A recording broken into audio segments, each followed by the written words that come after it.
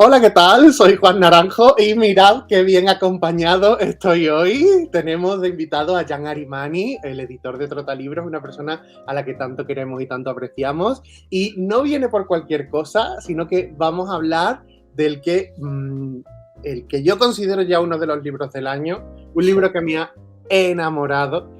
Ya sabéis que me gusta hacer vídeos monográficos de los libros que yo sé a ciencia cierta que van a estar en mi top del año. Y pensé, bueno, pues si quiero hablar de La tercera boda de Costas Taxis, qué mejor que hacerlo con su editor, porque pocas personas conocerán mejor este libro que su editor y que su traductora. Así que en vez de hablar yo solo, pues mejor lo hablo con Jan sobre este libro y seguro que sacamos cosas interesantes. Jan, bienvenido, qué alegría. Muchas gracias, de verdad. Es que no sabes cuánto te admiro y el tiempo que llevo siguiéndote. Ahora has hecho el saludo y digo, wow, qué fuerte. O sea, has hecho el saludo en directo conmigo. Bueno, muchísimas gracias por invitarme, de verdad. Ay, muchas gracias a ti, Jan, de verdad. Ya sabes lo felices y lo emocionados que estamos todos los que te seguimos sobre todo desde que empezaste con el proyecto de tu editorial. Todos la entendemos como... ha sido algo que hemos visto nacer y crecer y establecerse, y entonces todos la consideramos como una cosa un poco nuestra, así que estamos muy felices de que te vaya tan bien y de que estés haciendo las cosas tan bien. Gracias por acompañarme y es que tanto Trotalibros como Duerme Vela, yo diría que es de los primeros proyectos editoriales que han nacido, Total. ¿no? Estas comunidades virtuales que hemos creado entre todos, ¿no? Y esto lo hace como un nacimiento especial, ¿no? Porque ya desde el principio nos habéis acompañado, lo hace de alguna manera proyectos colectivos, ¿no? Totalmente, totalmente. Además, yo creo que tanto el proyecto de Almu, Duerme Vela, como el proyecto tuyo, Trotalibros, son muy consecuentes con quienes sois vosotros. Es decir, los libros que publica Almu solo los podría publicar Almu, Magrata Jostierno, y los libros que publicas tú solo los podrías publicar tú. Es una cosa muy personal, como tú dices, sí, sí. Yo siempre digo que me siento muy afortunado, ¿no? Porque yo he trabajado en otras editoriales y claro, en otras editoriales y sobre todo en grupos editoriales, pues te caen los títulos que te caen y los tienes que defender y tal.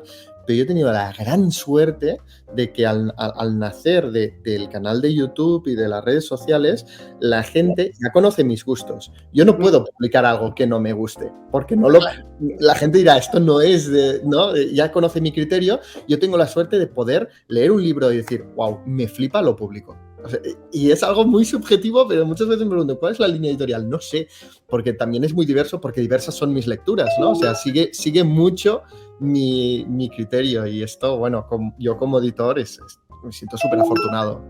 Además, es que yo creo que has conseguido hacer una cosa muy, muy difícil en un mercado tan saturado y tan grande como el editorial, que es que tu línea editorial, a pesar de que sea muy diversa, es muy reconocible. Ya no solo, digamos, estéticamente, sino por lo cuidados que están los libros en el interior, y por ese interés tuyo tan interesante de rescatar cosas que ya no estaban accesibles y que nos están dando tantas alegrías, ¿no? Que nos están dando tantas alegrías porque muchos y muchas estamos descubriendo cosas a las que de otra manera, si tú no las hubieses rescatado, no podríamos haber accedido a ellas. Entonces, es una labor editorial, pero es una labor casi humanitaria, porque está proporcionándonos mucha felicidad y muchas cosas a las que no podríamos haber accedido de otra manera. Y que para mí es muy, muy especial, ¿no? Por ejemplo, Víctor Català, la autora de Soledad, ¿no? Seudónimo de Caterina Albert, en Cataluña, en los territorios catalanohablantes, es muy importante, ¿no? O sea, tú paras a cualquiera por la calle, sea lector o no, ¿no? Y sabe perfectamente quién fue Víctor Català, que es la autora de Soledad, pero en cambio en el resto de España y en Latinoamérica no era conocida. Y poder ser el responsable y el culpable, ¿no? de traer a esta autora y que sea conocida, y cuando ves que un lector de, yo qué sé, de la Patagonia Argentina se enamora de esta literatura que forma parte, ¿no? de tu cultura y que es tan especial para ti, no te lo puedo escribir con palabras, pero es súper, súper, súper especial. Sí, parte de esta idea, ¿no? La editorial, de ver que en el sector editorial las mesas de novedades pues cambian constantemente y a veces quedan enterradas y descatalogadas libros y novelas que son extraordinarias. Y cuando siento esa frustración de decir, wow, este libro es genial y no se encuentra, no dirigirme tanto por la obsesión esa de sacar lo inédito, lo que no se haya publicado antes, sino buscar qué es lo que los lectores a día de hoy encuentran en las librerías y qué no encuentran, ¿no?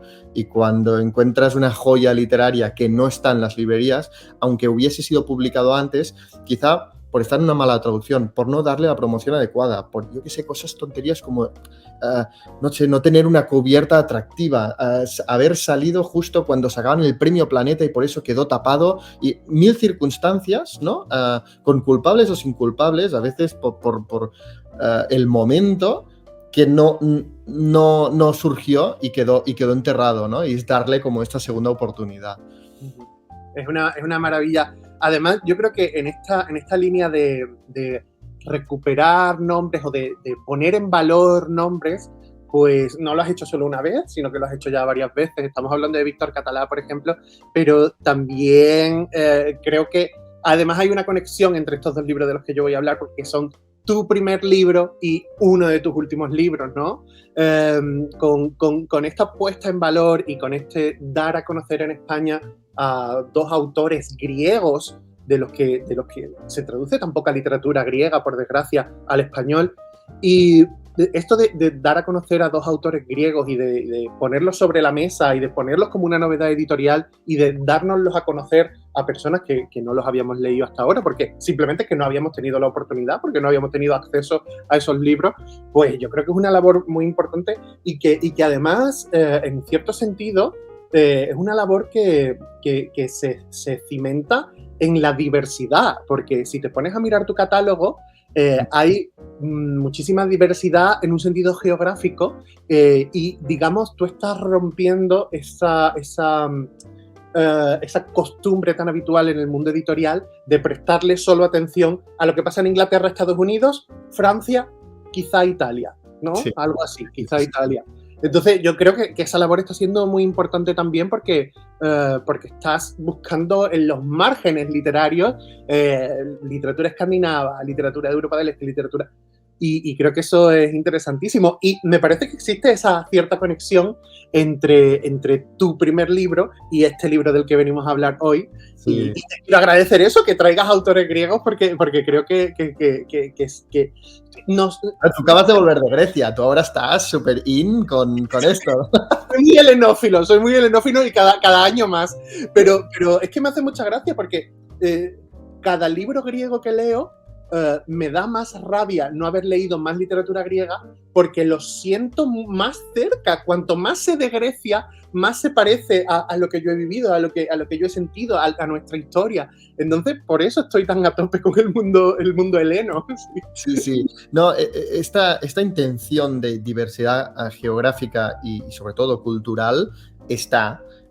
desde el principio editorial tenía muy claro que quería tener literaturas y con especial atención a lo que decías, ¿no? Las culturas minoritarias, como puede ser pues la catalana o puede ser incluso hoy en día la griega, ¿no? Porque siempre vamos a los grandes idiomas y no prestamos atención por barreras obvias de lengua.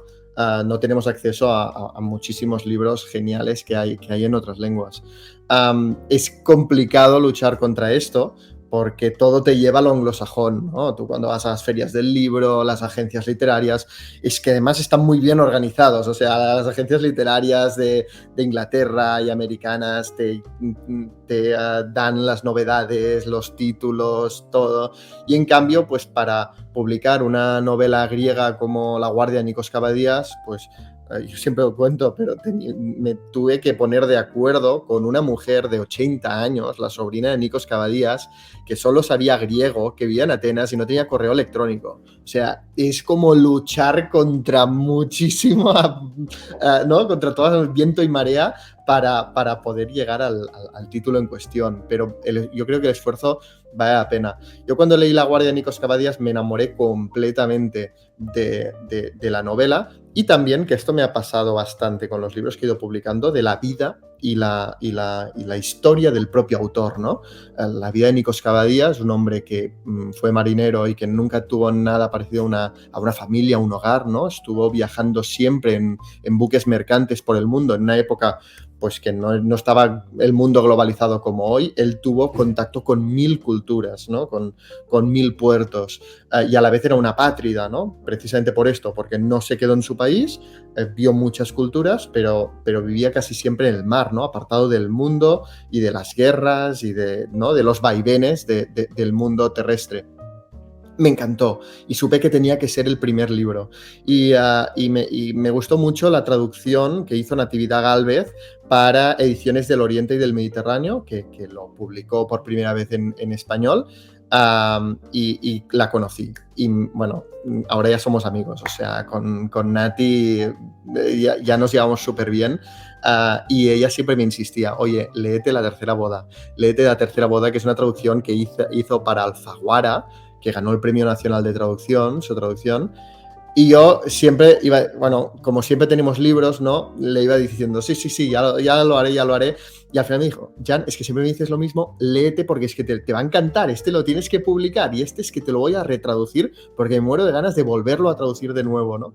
Y al final dije, bueno, la vas a ofender, léetelo, y es que abrí el libro y no pude parar, o sea, es que me quedé, es el último libro que me ha provocado esto de estar hasta las tantas de la noche leyendo, y es que la mañana siguiente la llamé, mira, Nati, aún no he terminado, pero es que ya te digo que me pilas a conseguir los derechos porque este libro tiene que volver, Es muy guay. Todo esto que Jan nos está contando aquí a modo resumido, él lo cuenta en el epílogo de La tercera boda, que habla un poco de cómo llegó hasta este libro, cómo se enamoró de él.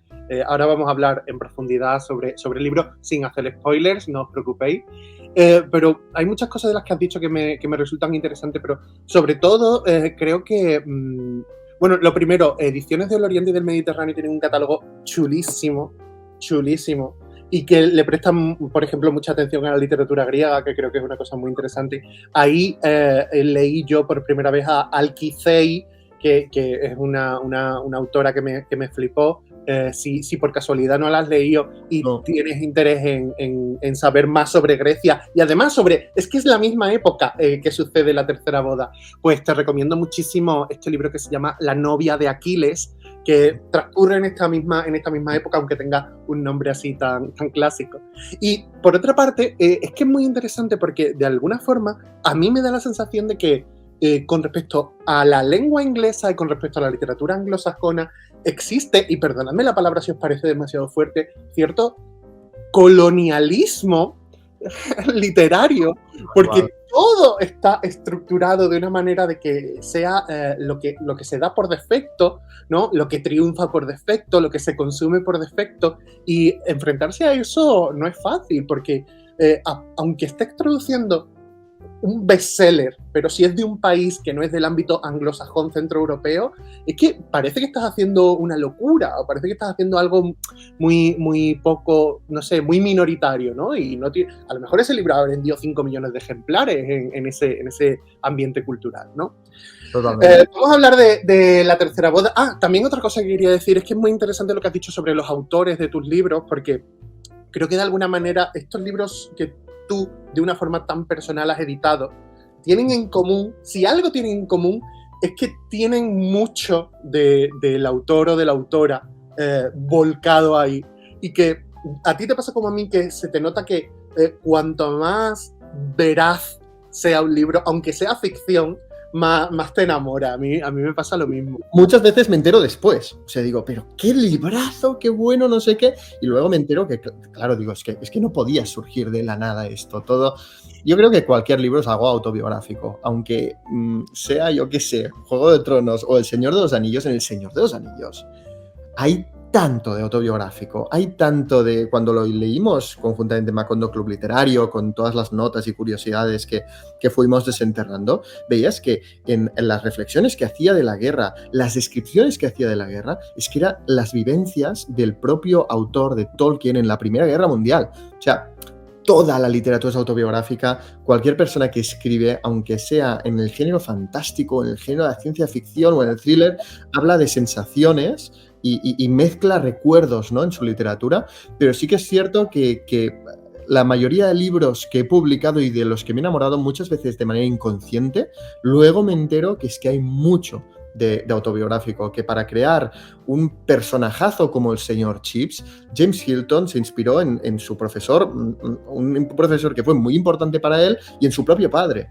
Claro, yo esto cuando leía Dios señor Chips por primera vez, yo no lo sabía. Pero luego, cuando me informé, ¿no?, de la biografía y de la vida de James Hilton, dije, claro, es que el señor Chips respira, aunque se sale del libro. O sea, es un personaje tan real, o sea, que no es tan buscado, sino que es consecuencia directa de que los libros que me gustan tienen una biografía detrás.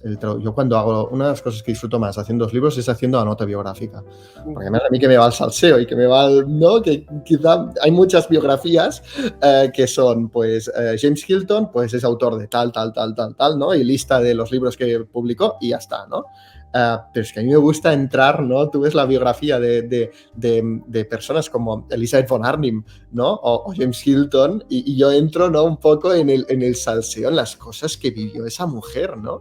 Me parecen impresionantes y que son importantes a la hora de leer su obra. Genial.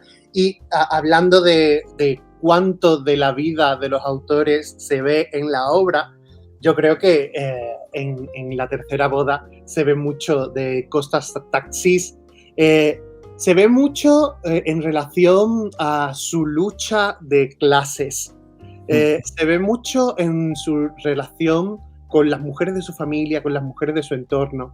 Se ve mucho en esta radiografía que hace de la Atenas de los años 30 y 40, que de alguna forma pues, fue su juventud y, sí. que, claro, después de tanto marcó en su vida adulta. Y se ven algunos otros elementos que a mí me han parecido absolutamente fascinantes y que, ya te digo, aunque nos suenen un poco ajenos, porque por desgracia de la historia contemporánea griega no sabemos todo lo que deberíamos saber, porque incluso estando tan cerca de la nuestra, sí. Pues aunque nos resulte tan ajeno, yo creo que hay muchas cosas reconocibles, porque de alguna forma, no sé, yo estaba leyendo las descripciones de Atenas de los años 40 y era una Atenas empobrecida, una Atenas de la posguerra, una Atenas de las clases populares, hasta arriba de miseria y de necesidades. Y digo, es que esto podía ser perfectamente Málaga, o esto podía ser perfectamente Lugo, o esto podría ser perfectamente... Y me parece un asunto muy interesante. ¿Por qué no nos cuentas, así, a grandes rasgos, qué es lo que se cuenta en La Tercera Boda? Totalmente de acuerdo en que hay mucho de cosas Taxis en La Tercera Boda. Yo siempre que hablo de Taxis me viene a... que tú las sabrás mejor, pero aquello que dijo Pedro Lemebel de que escribo desde la rabia, o lo dijo algo así, sí. Que, ¿no? Su tinta, ¿no? Decía algo así como que la tinta en la que escribe es la rabia, ¿no? No sabe otra forma de escribir. Yo creo que en La Tercera Boda se ve mucho de esto.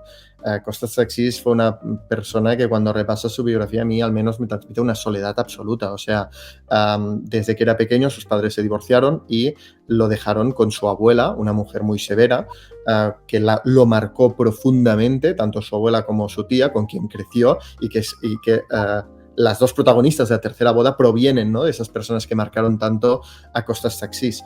Claro, Costas Taxis era homosexual en una sociedad griega absolutamente encorsetada, conservadora. Cuando publicó La Tercera Boda, la dictadura de los coroneles, una dictadura que fue muy conservadora y salió en democracia, o sea, ganó las elecciones, ¿no? O sea, estamos hablando de una sociedad muy, muy conservadora. Era muy duro.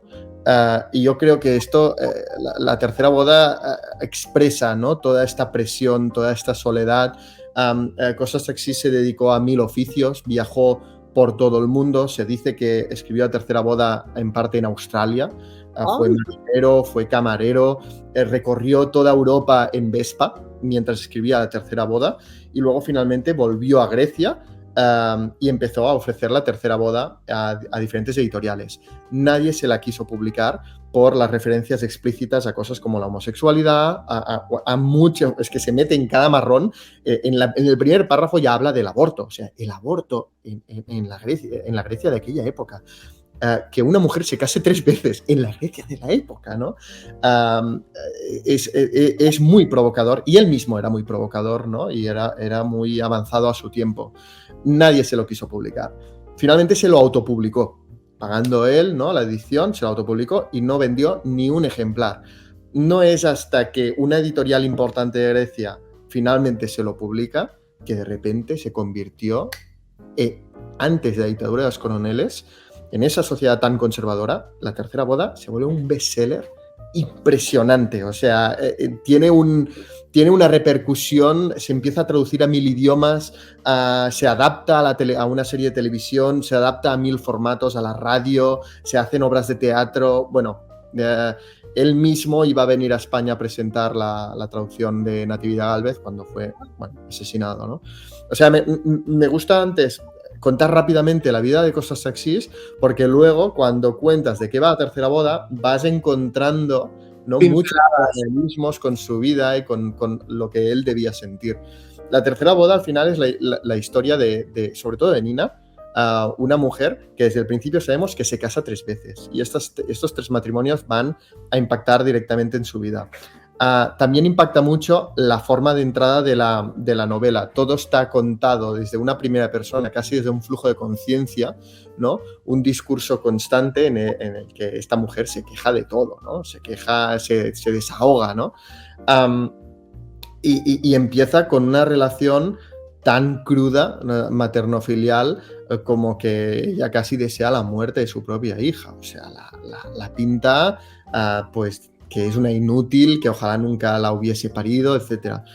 Y con este punto de partida, Nina nos va contando toda su vida a lo largo de un periodo tan convulso en Grecia como es el de la guerra mundial, la ocupación alemana y finalmente una guerra civil. O sea, una época muy convulsa en la que pues, la sociedad griega, o lo que era la sociedad griega antes, se desmoronó completamente. Pero lo conocemos de una forma muy íntima, muy personal y muy de pueblo, ¿no? Lo que Svetlana Alexievich habría dicho, pues los nadies, ¿no? Eduardo Galeana los llamaba los nadies y Svetlana Alexievich creo que los llamaba los sin voz, ¿no? Esas personas anónimas que vivieron esa época tan convulsa en primera persona. La primera parte de la novela quizá es más familiar, te habla más de los personajes, de la familia, de ella misma, y la segunda, cómo este periodo histórico tan convulso tiene un impacto en ella y cómo a pesar de todo sigue adelante con la ayuda de su única amiga, ¿no? Que además es su suegra, Ekavi, que también es un personaje extraordinario. Y son 2 mujeres muy fuertes.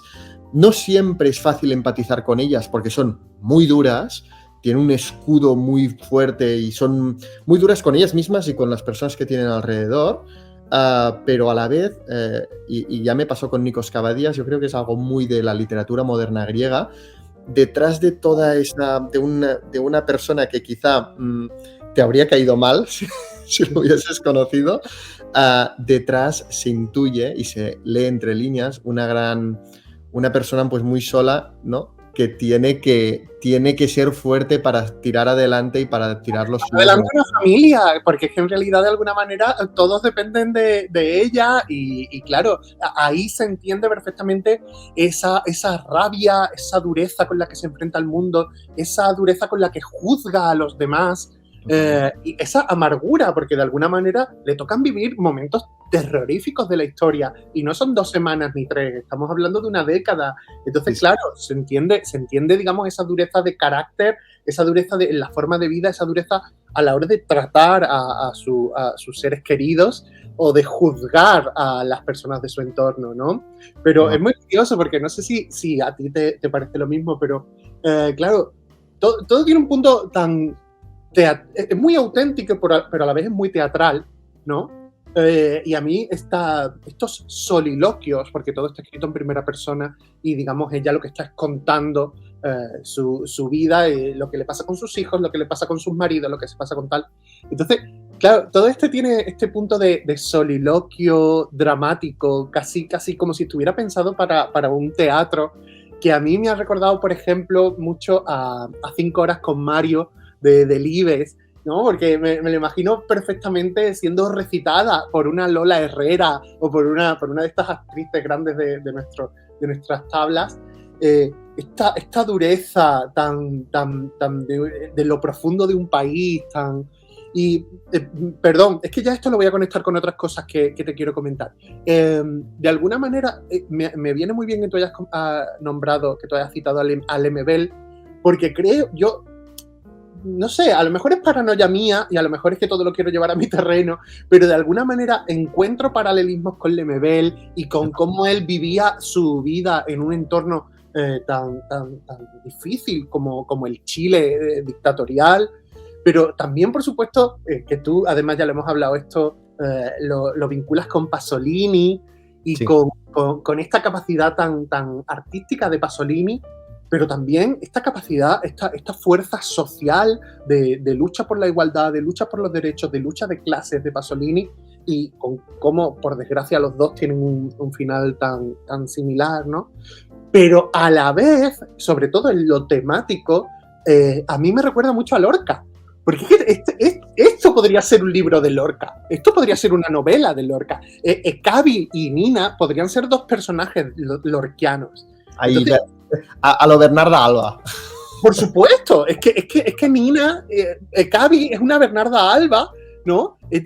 Y aquí hay Yerma, aquí hay mucho Lorca, entonces me parece Claro, muy bonito. ¿qué comparten todos estos autores? Que eran homosexuales en una sociedad... es que yo incluso diría que no es ni comparable a la situación de las mujeres de la época, porque las mujeres eran discriminadas y estaban muy reprimidas, pero los homosexuales directamente eran considerados monstruos, aberraciones. Claro, sí. Claro, es lo que decíamos, ¿no? De la escritura desde la rabia. Yo cuando leía los pasajes en los que se hablaba de la homosexualidad en la tercera boda, sentía mucha pena por Costas Taxis, ¿no? Porque aquí estaba reflejando cómo la sociedad o su misma abuela lo veía a él, ¿no? Y hablan desde un dolor, desde una soledad impresionante. Y en ese sentido a mí me parece muy interesante ver cómo la literatura LGTB ha ido evolucionando. Ahora estamos en la época en la que sale literatura LGTB ya... que tiene un lugar en la sociedad, ¿no? Empieza a tener un lugar en la sociedad, pero ver el viaje, cuando vas a los primeros, a la habitación de Giovanni, a Pedro Lemebel, a Lorca, ¿no? E incluso a través de las mujeres yo creo que se expresa muchísimo, ves lo incluso amargados que estaban, de lo cerrados, de lo reprimidos, de incluso la culpabilidad. Yo en Cosas Taxis siento una culpabilidad de ser como es, porque las personas que más quieren en el mundo, como eran su tía y su abuela, para ellas era una aberración lo que él era, ¿no? Y aún así el coraje de defender sus derechos en la sociedad griega, ¿no? Y cuando consiguió un nombre a través del éxito de Tercera Boda, cómo se dejó la piel en esto. Y lo transmite también, al igual que Pedro Lemebel, al igual que Lorca, que yo creo que esto es lo que les une, ¿no? Además, creo que otra cosa que tienen en común es su interés por lo folclórico, su interés por la gente de las clases populares, su interés por la gente del campo, ¿no? Es esa cierta conexión A lo mejor Lorca desde otro punto de vista, ¿no? Porque pertenecía a otra clase social, por supuesto, pero estos autores de los que estamos hablando vienen de lo más bajo, gracias a su esfuerzo consiguen ascender socialmente, pero en su literatura siempre están presentes las clases populares, siempre está presente el campo, siempre está presente la gente que sufre, siempre están presentes los sin nombre, los que no son nadie en la sociedad, ¿no? Y eso me parece precioso.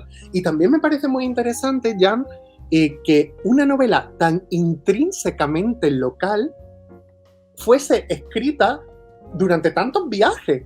Es como si de alguna manera, desde Australia, desde Centro Europa, desde el norte de África, desde donde fuese, Costas Taxis emulase, echase de menos, ¿no? Casi conjurase la Atenas en la que se crió, ¿no? Esto no es raro, ¿eh? Esto no es raro.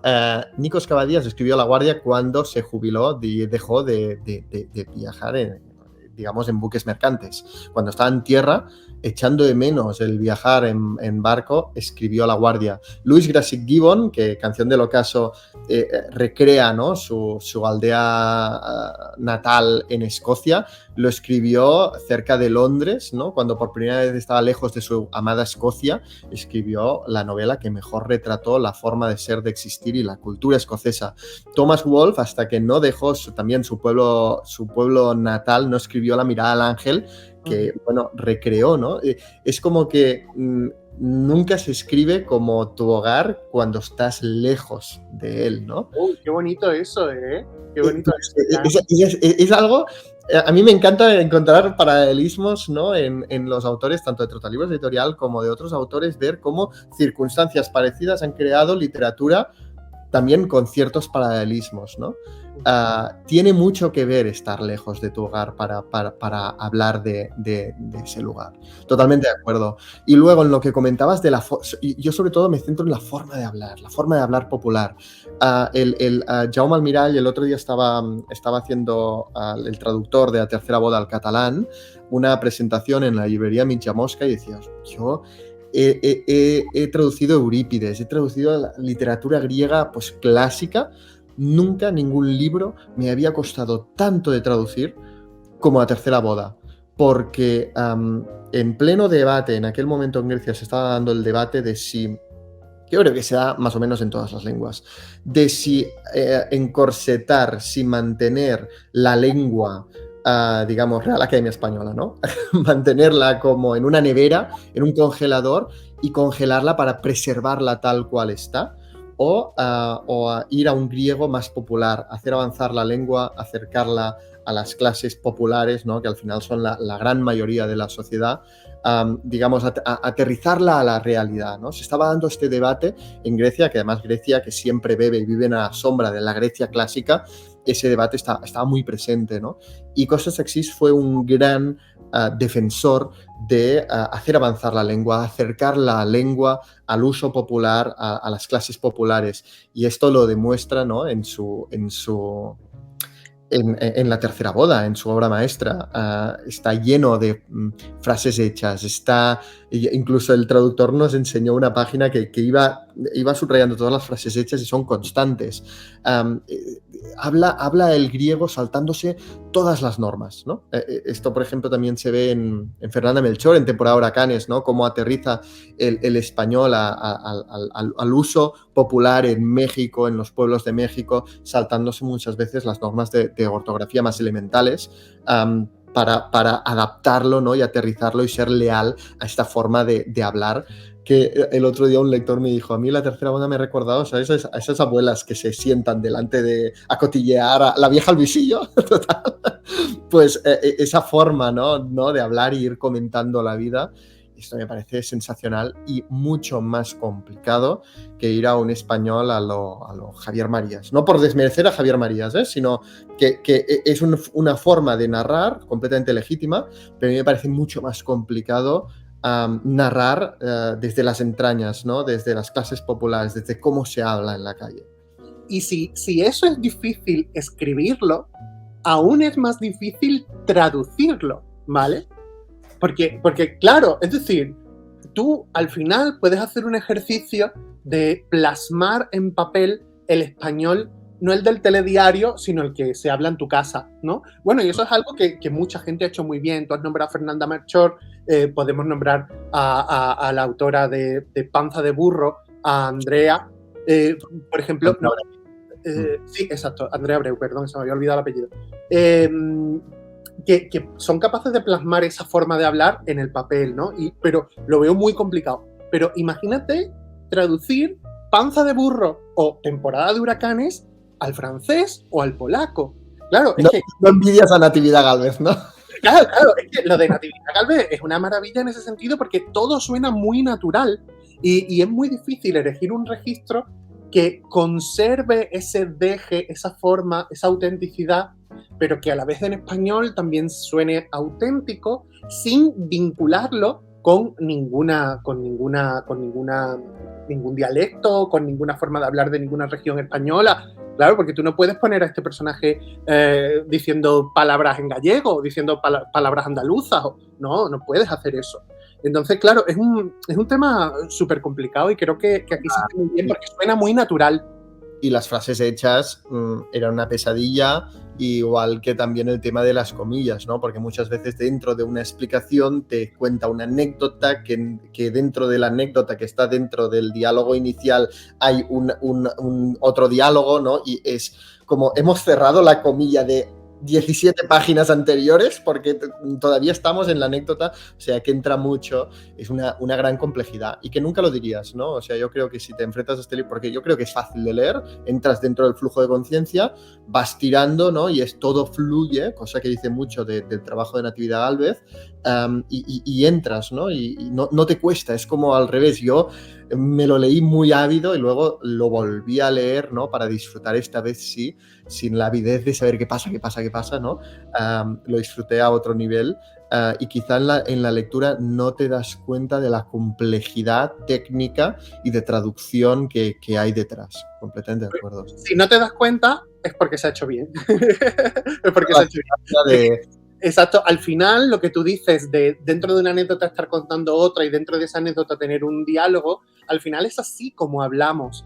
Nosotros hablamos abriendo pestañas del navegador, por decirlo de alguna manera, ¿no? Una cosa dentro de otra, y al final, si eres buen conversador, pues eres capaz de volver a la primera, ¿no? Pero sí, todo ese flujo verbal está hecho de una manera, pues, excepcional. Otra gran pesadilla era... tanto de Natividad como mía, como de Marisa, que es la correctora. Marisa, Marisa. Porque además vivís en la misma ciudad. No, somos vecinos, Marisa y yo, sí. Una gran correctora y el gran reto aquí también era el tema de la repetición, porque en la mayoría de idiomas se tolera mejor la repetición que en el español, ¿no? En español somos como muy alérgicos a la repetición. Aquí fuimos bastante tolerantes porque al final imitamos el registro oral y en el registro oral pues muchas veces nos repetimos, pero sí que era muy complicado muchas veces porque teníamos que eliminar algunas repeticiones porque en español no sonaba natural. O sea, sí, fue un reto en todos los sentidos. Pues un reto más que superado con un sobresaliente. Así que, bueno, pues de verdad yo os recomiendo a todos y a todas este libro. Si os gustan las historias auténticas, si os gustan las historias apasionadas, si os gustan las historias desgarradoras, os recomiendo este libro. Vais a aprender mucho sobre la cultura griega, sobre la historia griega. A la vez vais a ver cómo tenemos tantas similitudes culturalmente e históricamente. Y de verdad creo que es un libro que se sale de lo que habitualmente solemos leer de forma mayoritaria y que esa salida es una balsa de aire que de verdad que te engrandece como lector. Así que muchísimas gracias, Jan, por haber traído a nuestras vidas este librazo. Y gracias por quererlo, por apoyar tanto el proyecto desde el principio. Y bueno, es que eres amor, eres luz. Muchísimas gracias y me acabas de alegrar con esta definición de la tercera boda, el día, la semana y el mes. Pues nada, lo que te mereces, amigo. Un abrazo muy fuerte. Muchas gracias a todos y a todas por habernos visto este ratito. Esperamos que hayáis pasado un buen rato y que le deis una oportunidad a la tercera boda. Os mando un beso muy fuerte y hasta la semana que viene. Muchas gracias. Chao.